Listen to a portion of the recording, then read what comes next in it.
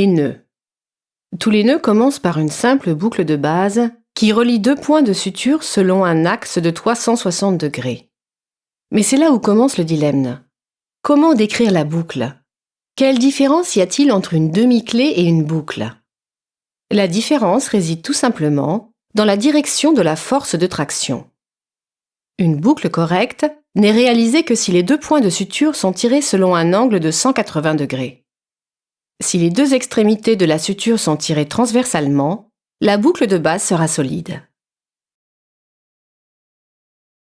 Si l'une des extrémités de la suture est étirée et que l'autre est tirée selon un angle d'environ 90 degrés, la boucle ne sera pas effectuée correctement. Elle ne durera pas, car elle glissera et risquera de se défaire immédiatement. Cette technique peut être utilisée sciemment dans certains cas et sert notamment à la réalisation de nœuds coulants.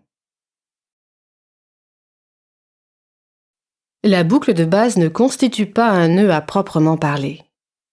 Un nœud consiste en au moins deux boucles superposées. Si les deux boucles sont réalisées dans des directions opposées, cela constituera un nœud de marin. Ce dernier est également appelé nœud plat. C'est le nœud le plus fiable en chirurgie.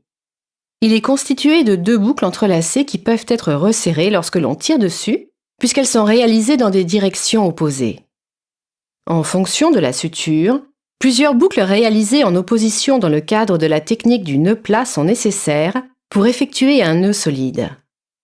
Les boucles consécutives doivent suivre la première ou deuxième boucle respectivement.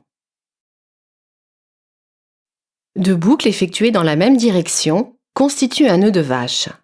Dans ce cas, seule une extrémité de la suture est enroulée deux fois autour de l'autre, ce qui conduit à une rotation autour de l'axe du nœud. À l'inverse du nœud de marin, ce genre de nœud a tendance à se défaire et n'est donc pas recommandé. Le nœud de chirurgien.